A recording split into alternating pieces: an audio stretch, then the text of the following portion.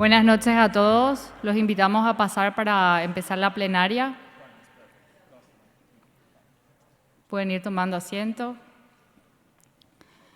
Bueno, en la última charla de esta noche tenemos el honor de presentar al profesor doctor Will Herrington. Él es clínico, nefrólogo de la Universidad de Oxford. Ha sido galardonado en el 2013 también por la Universidad de Cambridge. Sabemos que es el investigador principal del estudio que ya todos conocemos, el EMPA-Kidney, y es profesor asociado del Grupo de Estudios Renales de la Unidad de Investigación de Salud, de la Unidad de Servicio de Ensayos Clínicos y Unidad de Estudios Epidemiológicos de la Universidad de Oxford. Es nefrólogo, consultor honorario del Oxford Kidney Unit. Dr. Will Herrington, we are really glad to have you here, and we'll try to learn everything you can teach us today. Welcome.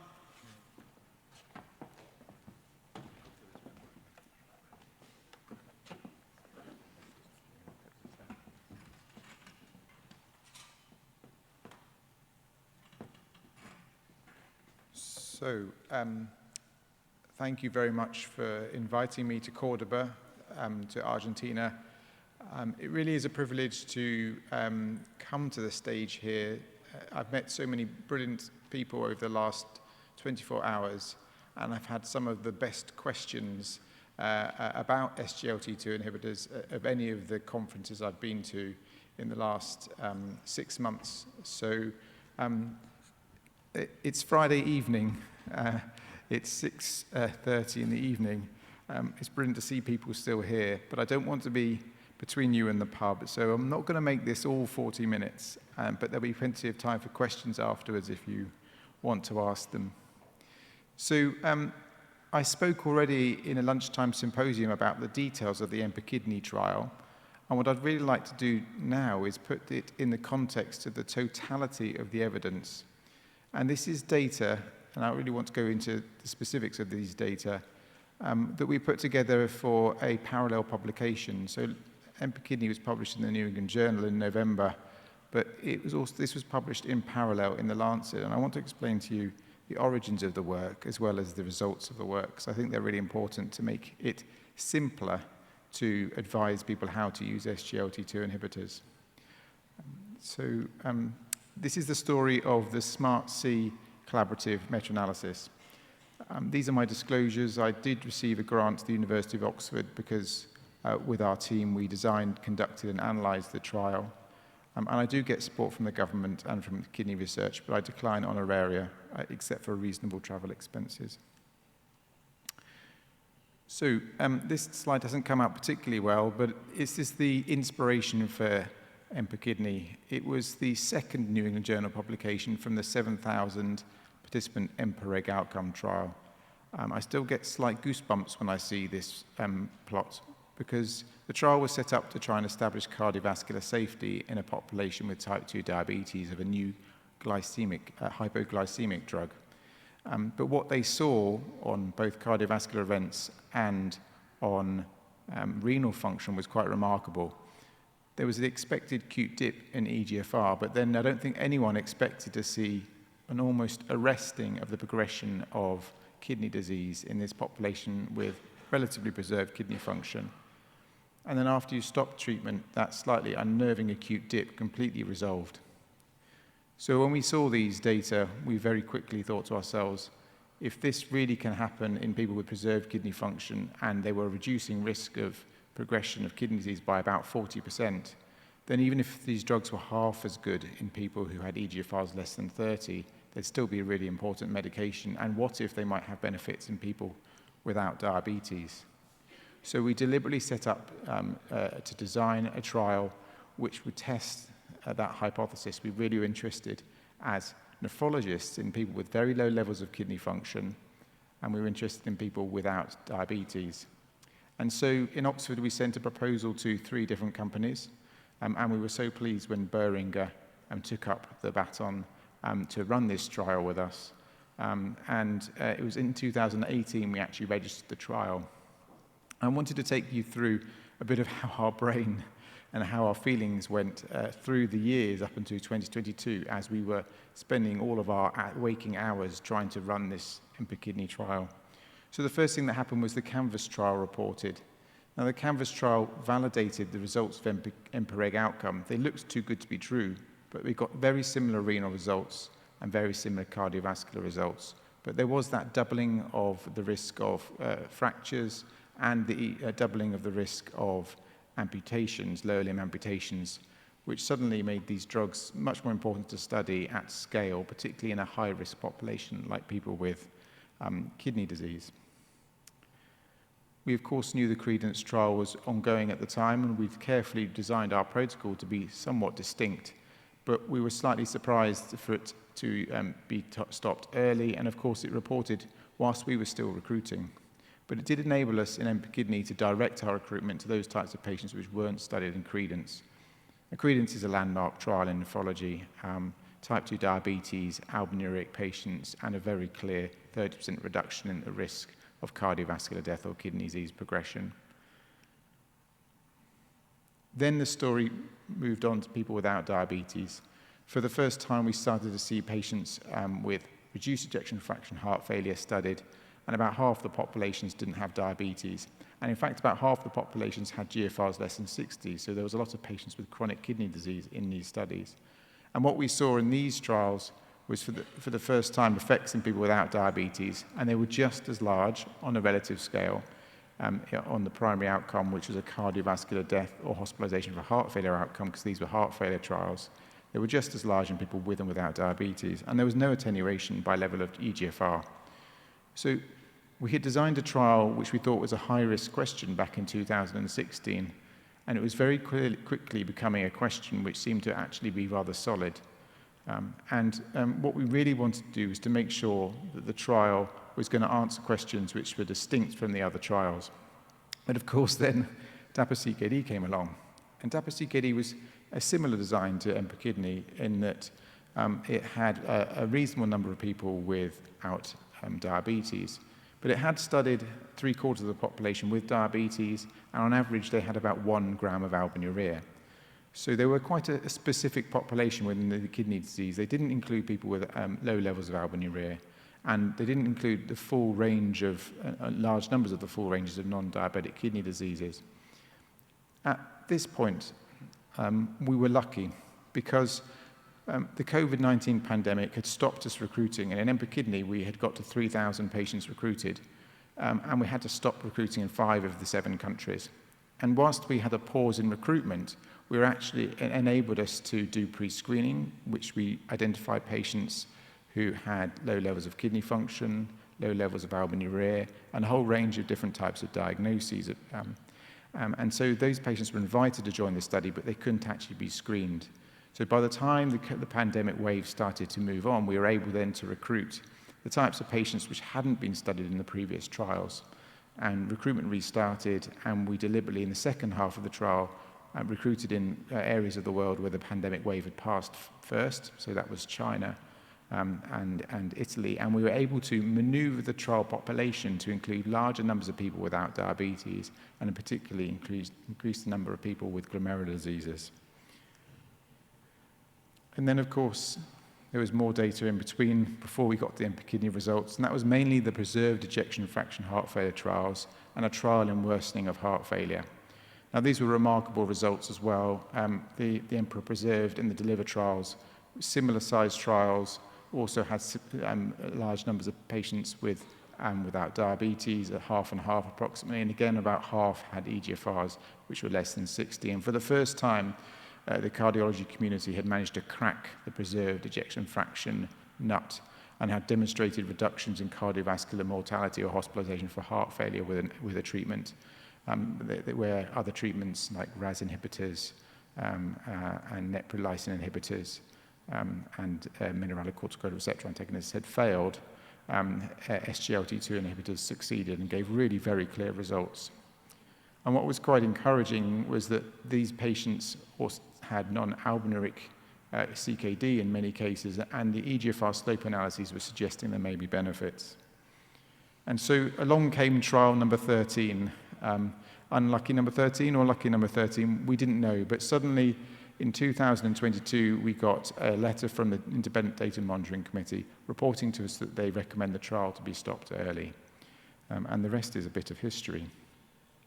So I just want to go back to EMPA-Kidney just briefly, because I think these are quite important inclusion criteria, because they're a very simple way to think about identifying people with kidney disease at risk. So these are the simple criteria we use to identify patients with CKD, just over 6,000.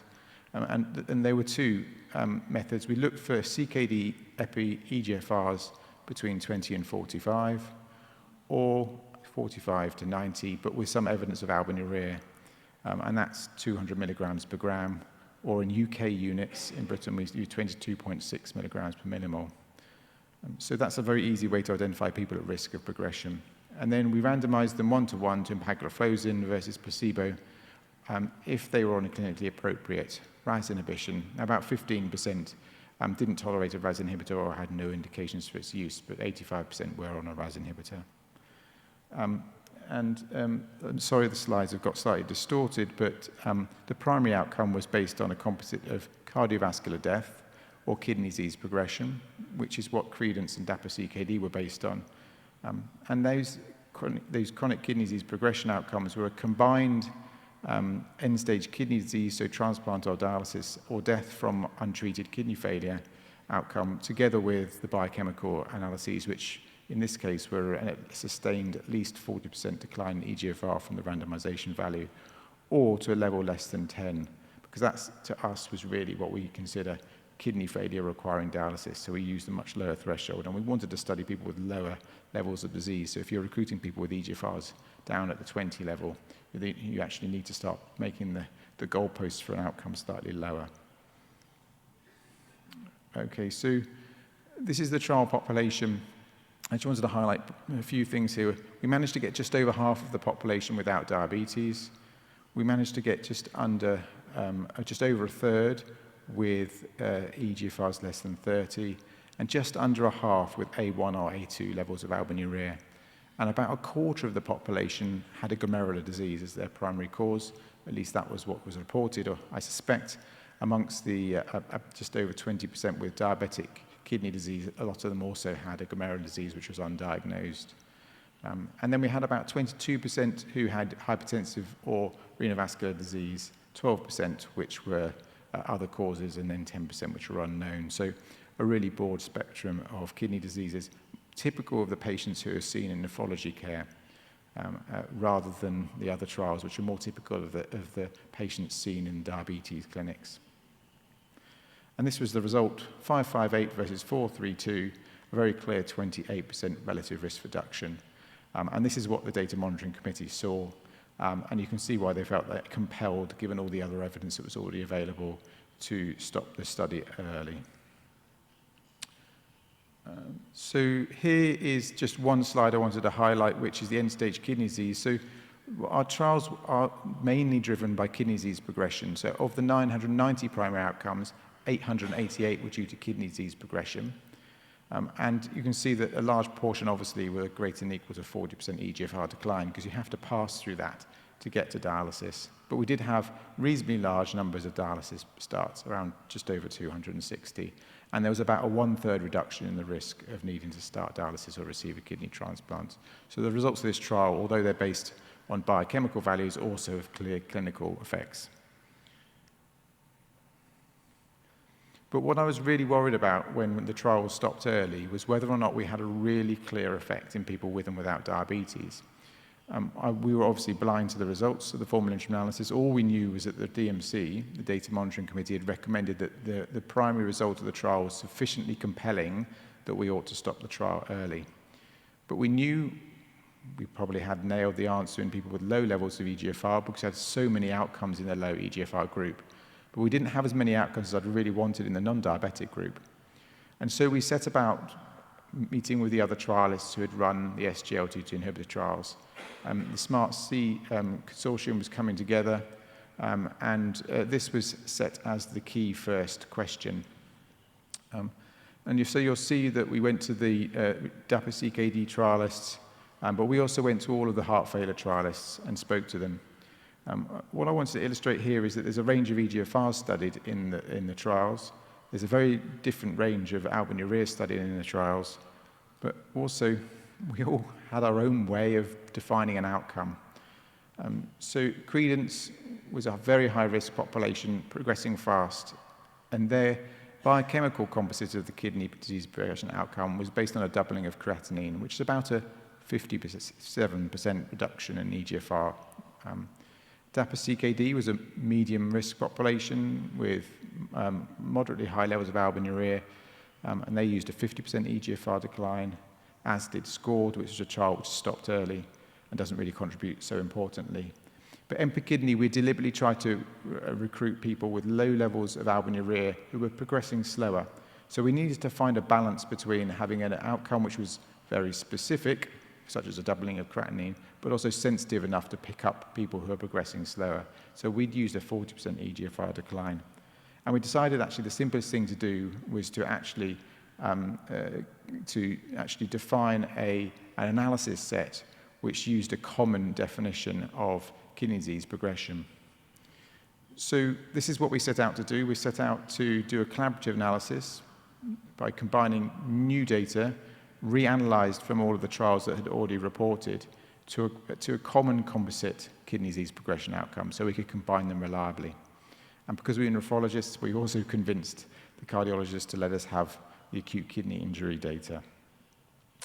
And so the main analysis I was really interested in is the diabetes versus non-diabetic question, but we were also able, within the CKD trials, to pull together all the different types of primary kidney diagnoses that have been studied. So we had 25% of the population in EMPA-KIDNEY that had glomerular disease, but DAPA-CKD had also published their results. And they'd particularly been subdividing the trial up into IgA nephropathy, FSGS, and other glomerular nephropathies. So we're able to do a meta-analysis with a standardized outcome across those two important trials.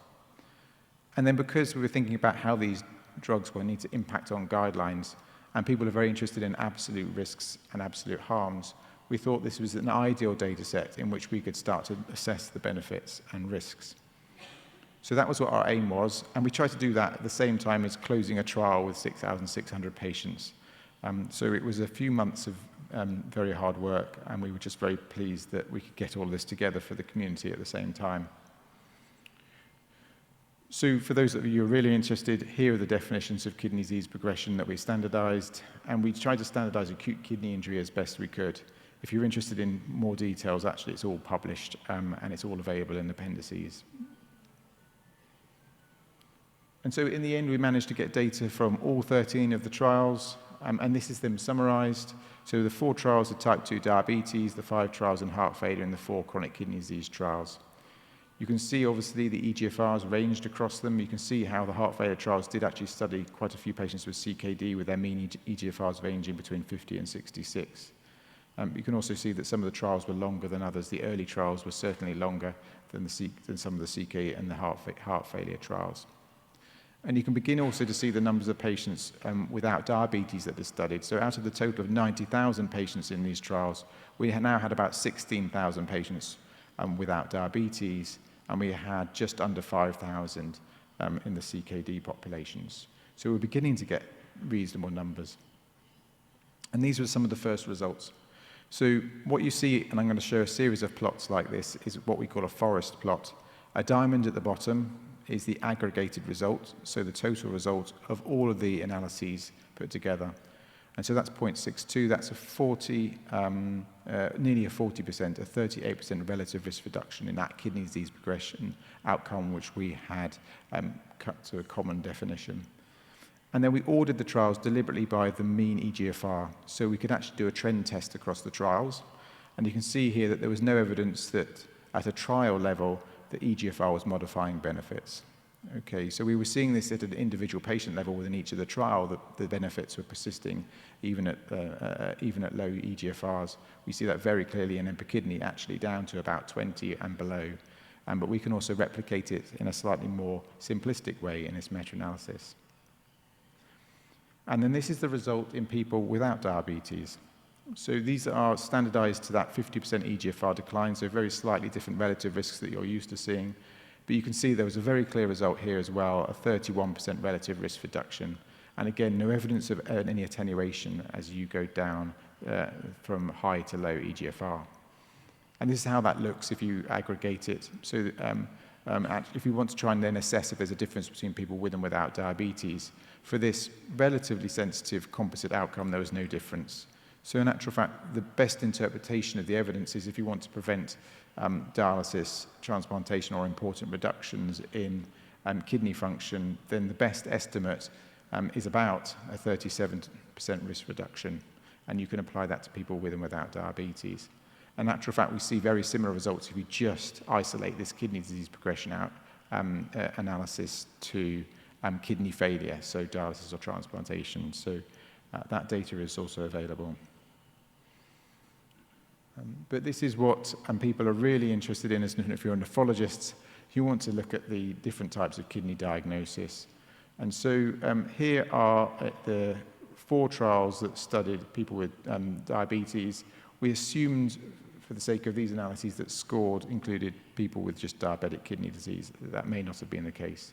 For DAPA-CKD and EMPA-KIDNEY, it was patients here who had had investigator reports of diabetic kidney disease, and of course, credence excluded people with any non-diabetic cause of kidney disease if it was known. And there are a few things to note here. First of all, you can see that 40% relative risk reduction, but also you can see that there's amazing consistency.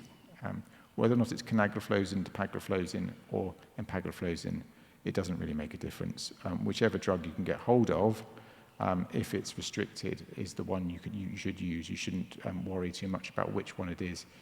Just negotiate the best price you can. And then these are the results from ischemic and hypertensive kidney disease, glomerular disease, and other known diseases. You can see that the results are all to the left of the line.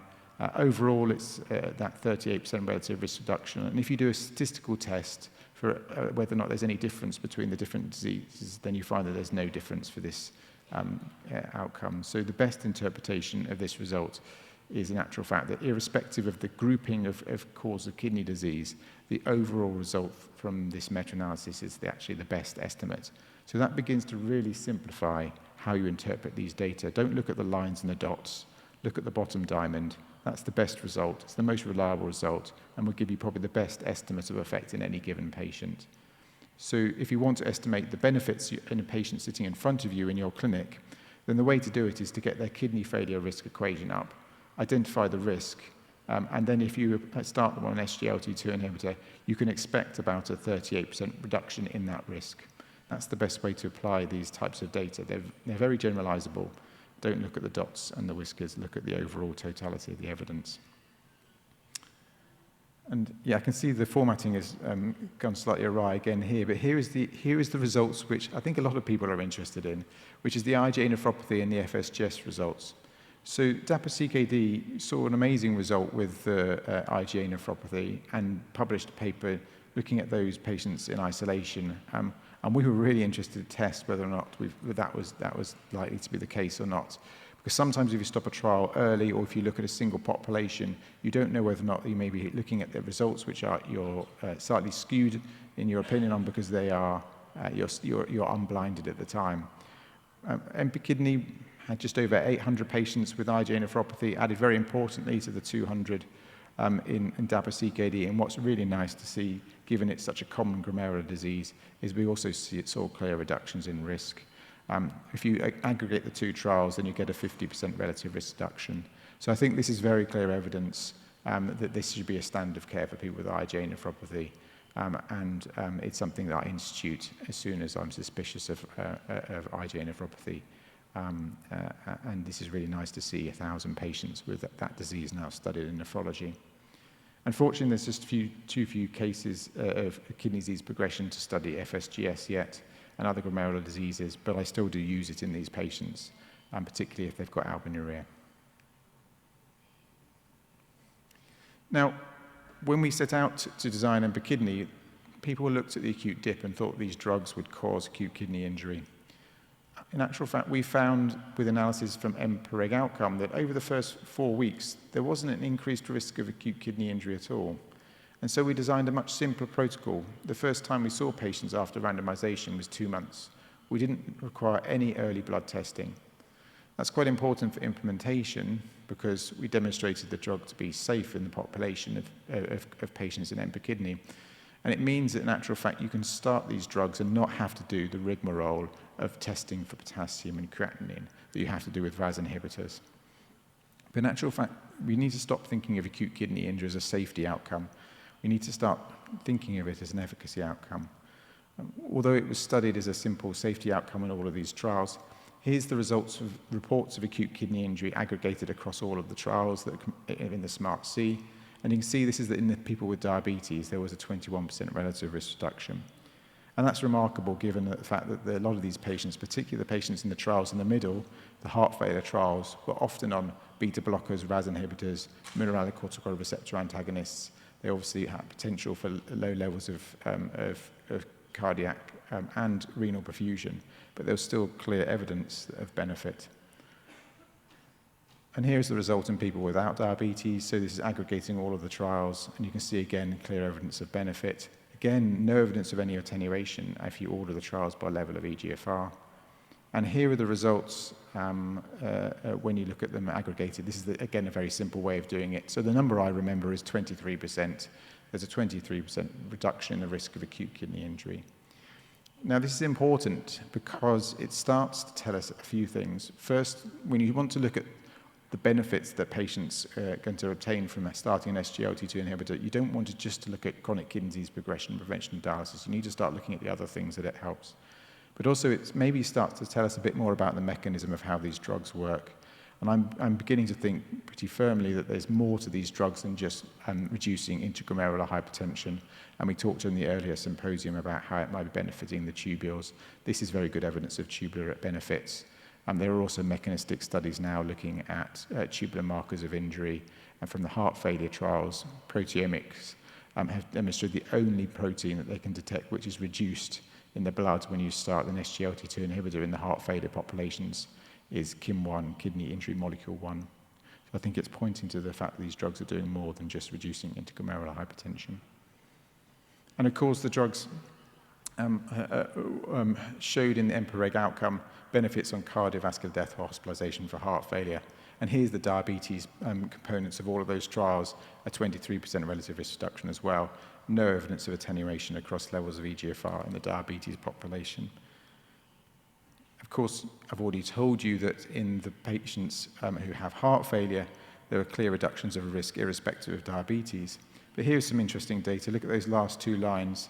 And there's very little information in people without diabetes who've got chronic kidney disease. And that's simply because in the studied populations, DAPA-CKD and EMPA kidney, we actually had a very small number of cardiovascular deaths and a very small number of hospitalizations for heart failure.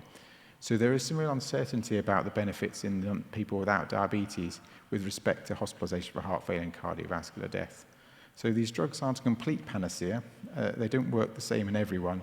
And maybe we could do with more studies looking at cardiovascular risk, particularly in CKD. And I think the renal life cycle trial, which is looking at really low levels of EGFR and studying these drugs in people with transplantation and dialysis, is going to be particularly interesting. So there's some caution about this figure. It's a 23% relative risk reduction overall, similar in people with and without diabetes. But you have to be cautious because and most of the data in people without diabetes is from the heart failure trials. Okay, so for drugs which are so effective, you'd expect them to cause a lot of side effects as well, because they're clearly having a very large physiological effect on patients' kidneys and on their hearts. But in actual fact, they're remarkably safe. But one of the key things is obviously euglycemic ketoacidosis. They're famous for causing ketoacidosis or starvation ketosis in the absence of raised blood sugar. And we were quite cautious in EMPA kidney. We did include 68 people with type 1 diabetes, and we did get 1 case of ketoacidosis in that group. But you can see that if you don't have diabetes, the risk of ketoacidosis is incredibly low. In all of the trials together that have studied people without diabetes, there's about 30,000 patient years of follow-up. there was one case of ketoacidosis. That was an empty kidney. And the patient had to really try hard to get to ketoacidosis. They didn't eat for 2 weeks. They had a myocardial infarction, had diarrhea, developed acute kidney injury, carried on taking their treatment, and only then did they have the mildest form of ketoacidosis I've ever seen, which resolved very quickly with fluid resuscitation. So although if you're not eating and you take these drugs, you can induce ketosis and eventually ketoacidosis, it's really safe in people without diabetes. But in people with diabetes, particularly patients who are on insulin, there's about a doubling of risk. But look at the numbers of events in the trials. You've got 90,000 people studied. When it comes to people with diabetes, it's 75,000, and you've got less than 200 ketoacidosis events. Okay, so it's actually a rare event in the trials. So lower limb amputation. This was raised, I mentioned, in the second of the 13 trials, the Canvas trial, a doubling of risk. And what was quite interesting about that is it wasn't identified in EMPA-REG outcome, and it hasn't been identified in any of the subsequent trials. So we thought it important to consider this fact in our meta-analysis. If you aggregate all of the data altogether, you do get a 15% increased risk, not a doubling of risk, just a 15% increased risk of lower limb amputation. That's driven almost completely by the Canvas trial, because if we exclude the Canvas trial, that drops to a 6% with no clear effect. And the other thing is very notable is there's virtually no amputations in people without diabetes. So this really is a complication you only need to think about in people with diabetes. But these are really the two side effects you need to think about as being proven and a risk that you should consider when you're starting treatment. So the question you need to be then asking yourself is, in these trials, what were the balance of benefits and risk? And so we actually took the data from the 13 trials and we looked at the absolute risk across the different populations that were studied. And then we actually applied the observed relative risks and we quantified absolute risk reductions. And so these are all the numbers of events that you prevent by treating 1,000 patients for a year. And the first population that's presented here are people with diabetes and high atherosclerotic cardiovascular risk. And so these are the trials like EMPA-REG outcome, like Canvas and Declare, which show such clear results. Now, you might expect, given the fanfare and the impact these trials had, that you might have larger benefits than actually are shown here. In actual fact, the patients in these trials are actually much lower risk than the CKD and the heart failure trials. So for 1,000 patients treated for a year, you actually would have reduced 2 of those kidney disease progression outcomes based on our definition. 1 case of acute kidney injury, serious acute kidney injury, 5 cases of cardiovascular death or hospitalization for heart failure for the price of just under 1 ketoacidosis and 1 lower limb amputation. Now you can tell by the size of the bar chart and the scale that these bars are going to get larger. So here's the results I think we're interested in. So these are the Credence, DAPA-CKD and EMPA-REG, and the EMPA-Kidney data. So using the rates from those trials, the mean eGFR across the trials is about 46. If you've got diabetes, a bit lower if you don't have diabetes because it's dominated by the EMPA-Kidney population. And you can see here that we start to get much more meaningful effects. So for 1,000 patients treated in the studied populations for a year, you get 11 fewer kidney disease progression outcomes, 4 fewer acute kidney injuries, and 11 fewer cardiovascular deaths or hospitalizations for heart failure. Clear benefits compared to the small risks of ketoacidosis. And of course, if you treat patients for longer, these benefits will start to accrue. So a clear evidence of net benefit.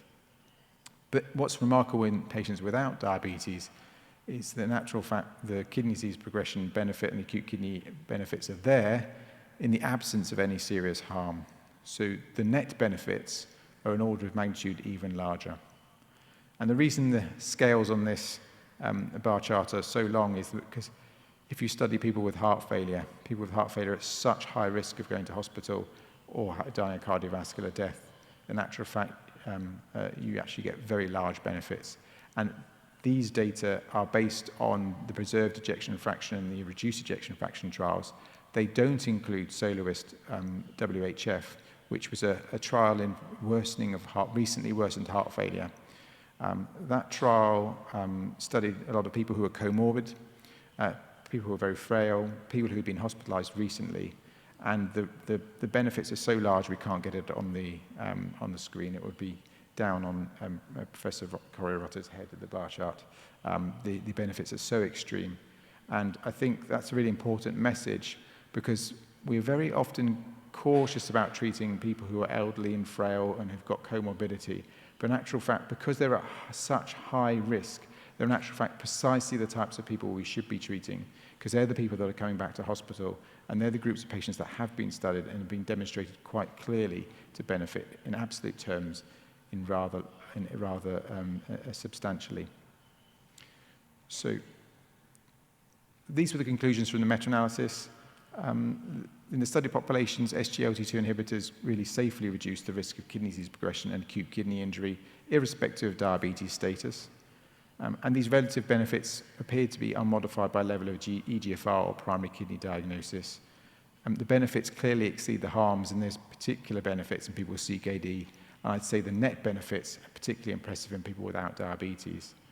At the time, we were blind, obviously, to the subgroup analyses from EMPA-Kidney, looking at albuminuria and how that modifies the effects. And we're doing more analyses on that. We're also considering the benefits on myocardial infarction and stroke, which you'll see that we didn't present in those bar charts.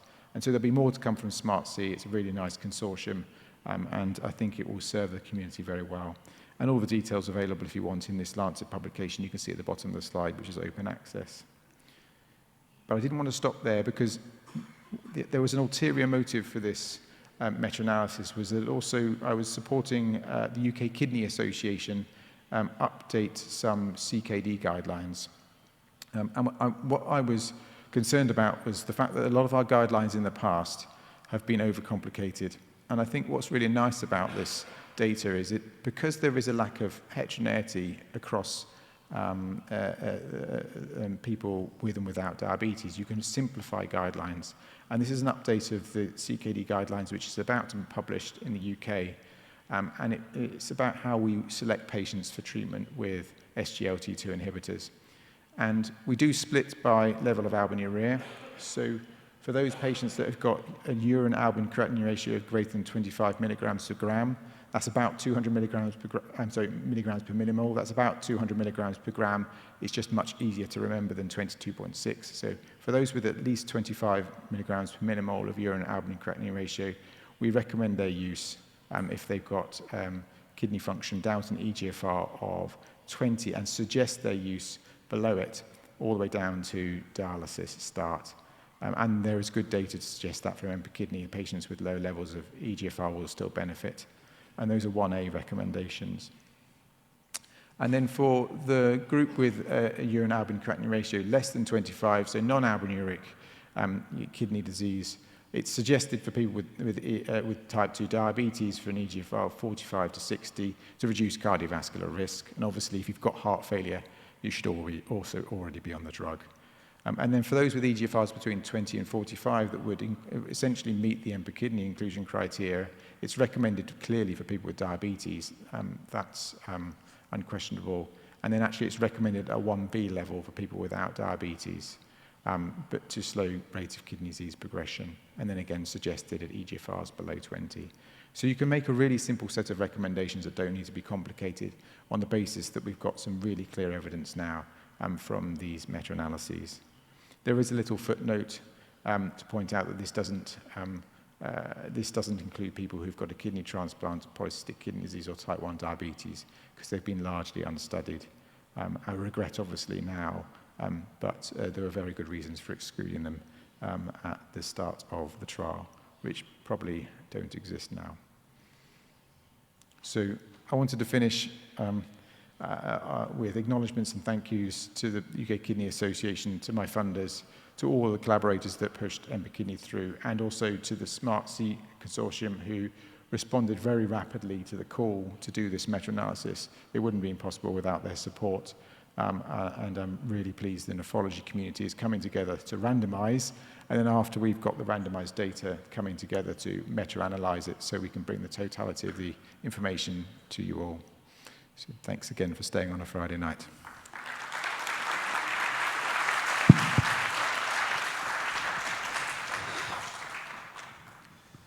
Muy bien, thank you very much, William.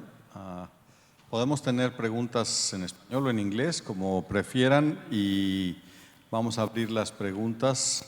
You want to sit here, or? Oh, you have to go to the microphone. Okay.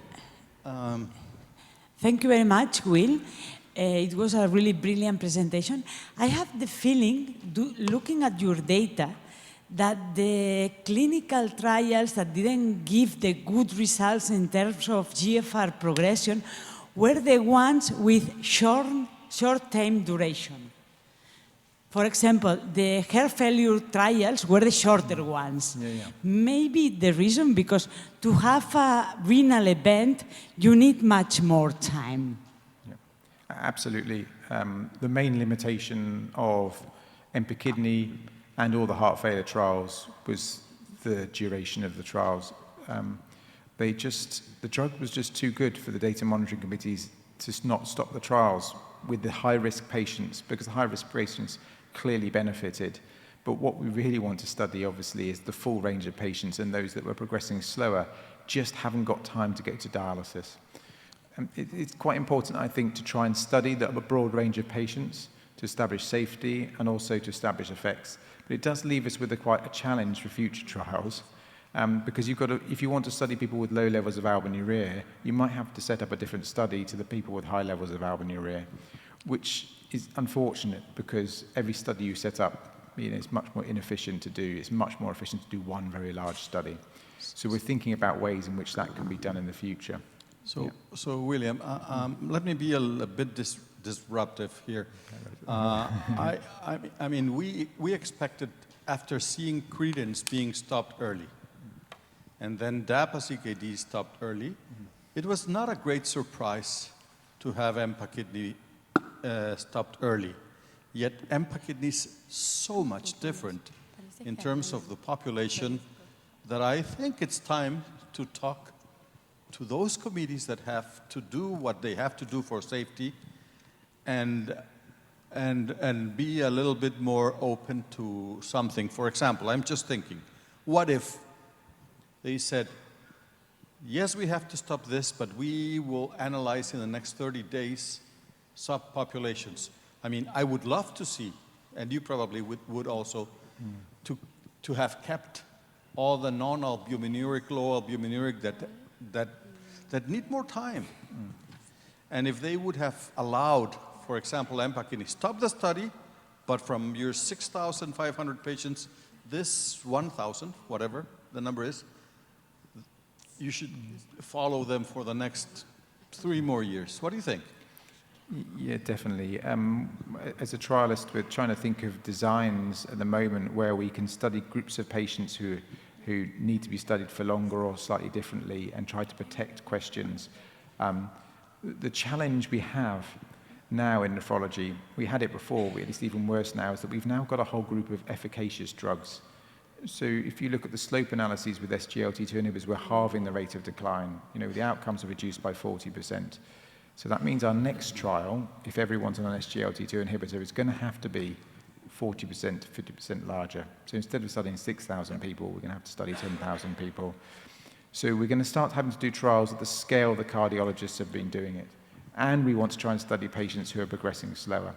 So just before I came out here, I started a new hashtag called Let's Randomize.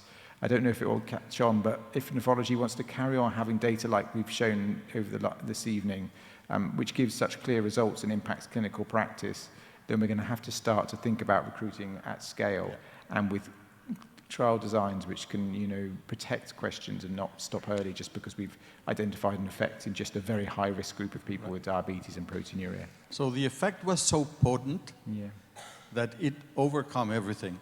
Yeah. But if someone had analyzed that 20% of non-proteinuric, low progression, they could have said, this study has to stop 80%. I don't know if that makes any sense, or if this could be brought to a panel to discuss with those type of committees, because it's something that, it's such a shame. Yeah.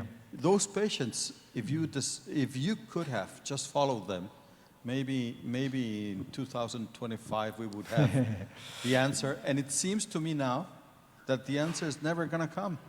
Well, so there are a few ways the answers might come.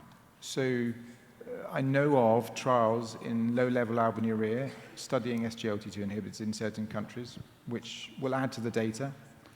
The second thing is EMPA-Kidney itself. Although people have been treated for 2 years, then we're now following them for another 2 years. So we'll get information on 2 years of effects of treatment over 4 years. And the other thing is that nephrologists, what excited me when I turned up in nephrology was rare diseases. I'm still interested in people with type 1 diabetes, which is relatively rare compared to the other causes. And I think what's really nice is that the regulators have been working with the CKD Prognosis Consortium, the CKFD group, to develop validated surrogate markers that you wouldn't use for a kidney disease progression trial initially, because you wouldn't get a trial which is big enough to assess safety, but you can start to use to drill down into subpopulations of interest. So we are obviously going to be doing more analyses looking at the IgA nephropathy group, the FSGS group, the type 1 diabetes group, and I think we'll just have to start becoming a group of clinicians which are willing to accept EGFR slope analyses as measures of treatment effect, because we can't do trials which are 5 years long and 10,000 patients, because simply it's just not possible to do those trials in the numbers we would need to test all the different types of interventions. A long answer, sorry. ¿Alguna otra pregunta? I mean, while someone starts, let me ask you something else. Yeah. Type 1 diabetes. Yes. We were all very excited when EMPA-Kidney started and you decided to include type 1 diabetes. And then we were all very concerned and somewhat sad when we saw that early in the recruitment you decided not to, because the type 1 diabetes population is clearly underserved. And I believe, many of us believe, that these drugs, while they have a bit more risk, they could be of great benefit. Could you give us more insight on why and how the decision was taken? Yeah, I can give you more than that. So, so we were very nervous when we started to include people with type 1 diabetes, because we were a streamlined, simple trial with the first follow-up at 2 months. So we issued all the patients with type 1 diabetes with a ketone meter and special training materials so they can identify raised ketones at an early stage. We had a lot of work with ethics committees to explain why we wanted to include them, and in some countries we didn't get approval to include them. But we did get approvals to include them in most of the countries, and we proceeded to randomize. We were aiming for about 150. But halfway through the trial, the companies had been developing SGLT2 inhibitors, had submitted to the regulators some of the early HbA1c lowering trials, and they were aiming for lower doses of the SGLT2 inhibitors, and the regulators turned them down. And at that point, all of the companies withdrew, if they already had a license, their license for type 1 diabetes, or stopped developing it for their program. So it suddenly became a problem with indemnification, and we couldn't continue trial. But we did negotiate for the patients that were already randomized and who we knew we had some period of safe follow-up on to continue in the trial. And so the 68 patients that were already in the trial with their ketone meters continued to the end of the trial.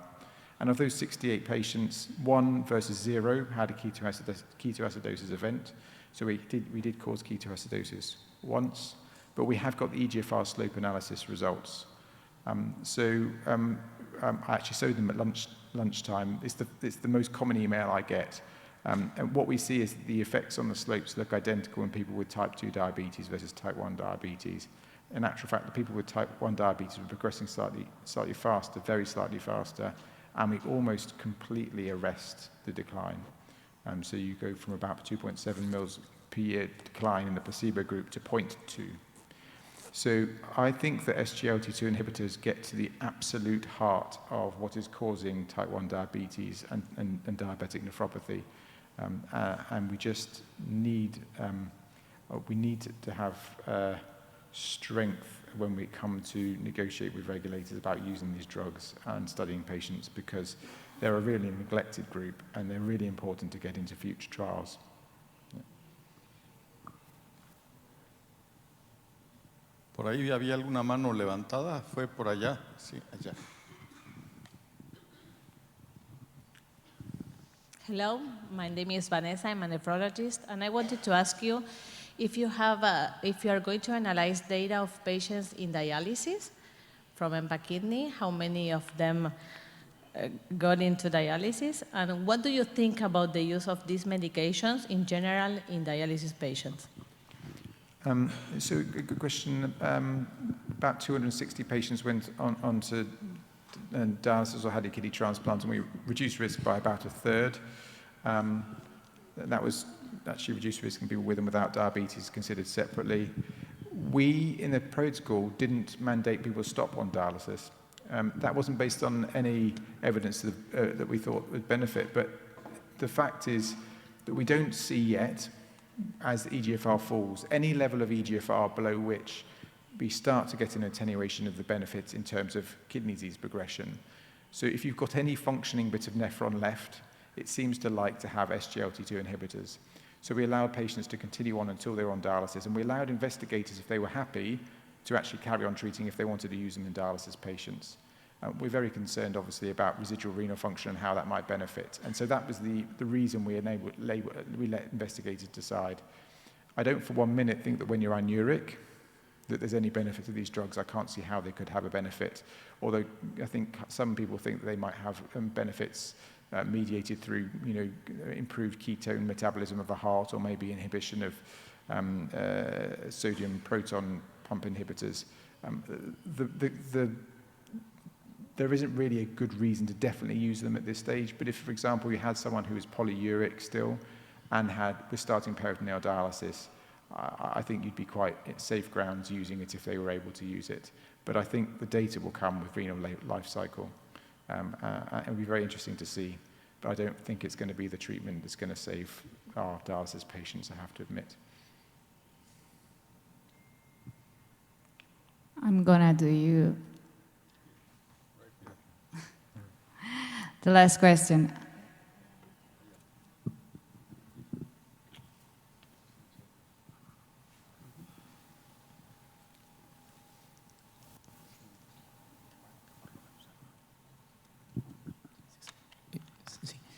Doctor, Wesley Román, de Perú. Bueno, primero agradecerle por su presentación, es un honor escucharlo.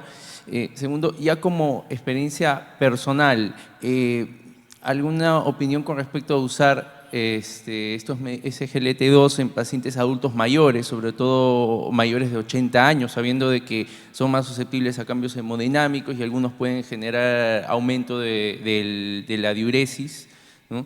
Y esto llevarlos en algunos casos a descompensaciones?